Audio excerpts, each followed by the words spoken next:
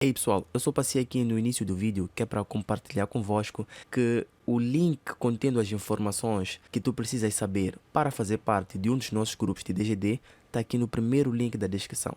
E para deixar aberto para vocês a possibilidade de vocês comentarem aqui embaixo quais são as matérias que vocês querem que eu grave e que, se Deus quiser, eu verei os vossos comentários e vou atender os vossos pedidos. Então, desfrute da videoaula, que eu espero que tu gostes bastante e que compartilhes com todos os teus colegas. Ok? Então, vamos lá resolver o mesmo exercício, só que desta vez aplicando o rebatimento. É uma coisa muito divertida também, eu acredito que tu vais gostar muito. Então, para fazer o rebatimento neste exercício é muito simples. Nós vamos seguir os mesmos princípios que nós aprendemos nas aulas anteriores, mantendo um tracking naqueles elementos que nós comentamos, tais como a charneira de rebatimento, os pontos rebatidos e também o traço do plano rebatido. Então, esses são os elementos que nós vamos atentar. E é uma coisa simples. Nós combinamos que, de forma padrão, a charneira de rebatimento é onde o traço principal do plano interseta o eixo X. Existem outras situações, nós podemos criar uma outra charneira de rebatimento, mas esse não é o foco para esta videoaula. Talvez no futuro, numa aula particular ou numa aula mais detalhada, eu possa compartilhar esses pequenos truques que vão facilitar a tua vida em relação a DGT. Com base nessa definição que eu dei agora sobre a charneira de rebatimento, nós conseguimos identificar este ponto aqui como sendo a nossa charneira de rebatimento. Então o processo é simples. Agora nós vamos decidir para que lado nós vamos fazer o rebatimento. O lado, entre aspas, mais simples de fazer o rebatimento é seguindo essa direção. Assim, rebater este plano para este lado. Porque lembre-se, nós definimos o rebatimento como sendo aquele processo em que nós pegamos o plano onde o nosso objeto está assente e rotacionamos até que intersete com um dos planos de projeção. Nesse caso específico, se tratando de um plano de topo, rotacionando este mesmo plano, ele faria este movimento até intersetar com o nosso eixo X. Nós estaremos a fazer um rebatimento do plano de topo sobre o plano horizontal de projeção. Esse também é um detalhe que eu posso entrar numa aula mais aprofundada. Então, nesse passo, antes de nós começarmos a colocar a mão na massa, nós temos de escolher para que plano nós queremos rebater o nosso plano. E, como eu dizia, o processo mais simples é aquele em que nós pegamos o traço principal do nosso plano e rotacionamos até intersetar o eixo X. Então é isso que nós vamos fazer. Vamos pegar no nosso compasso, vamos colocar a ponta seca na charneira de rebatimento e vamos começar com o nosso processo. Vai, ponta seca na charneira de rebatimento, abertura até cada um desses pontos e vamos transferir até o eixo X. Já pegamos o C, vamos pegar o B e o D, que vai ficar deste modo, e por final vamos pegar o A, que vai ficar deste modo aqui. Um processo bem simples.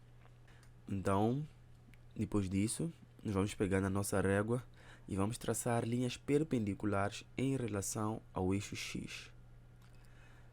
E essas linhas vão partir exatamente dessas linhas de chamadas que nós traçamos agora, partindo desses pontos que estão a ser rebatidos.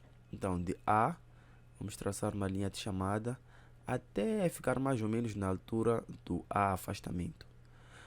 Vamos fazer o mesmo com o B e com o D.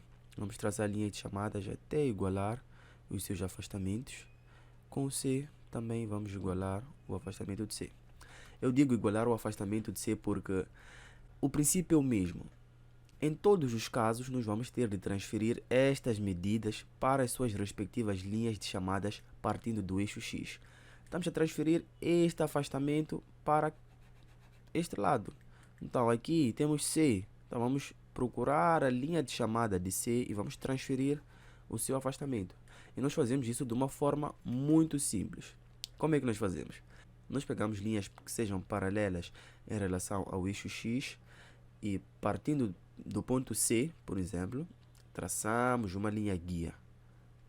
E depois, onde essa linha guia interseta a linha de chamada do ponto desejado, nós marcamos aqui como sendo C rebatido.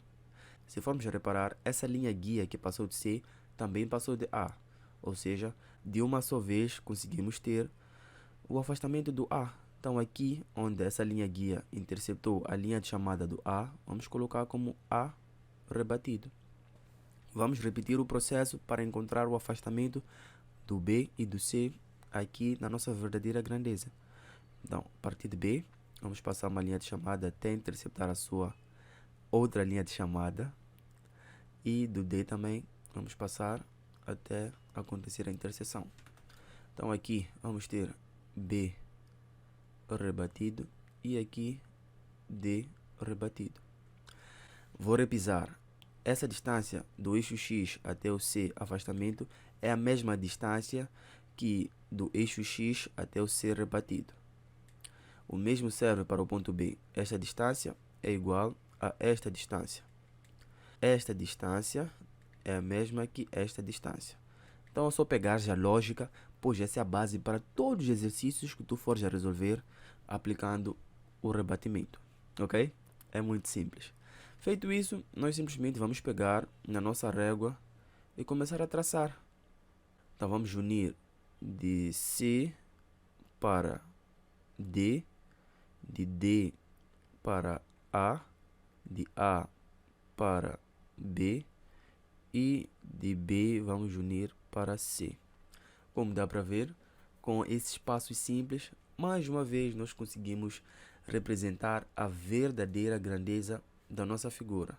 Como sempre, na verdadeira grandeza, aqui no rebatimento, a figura está mais parecida com um quadrado, na verdade é um quadrado, em relação à sua projeção original.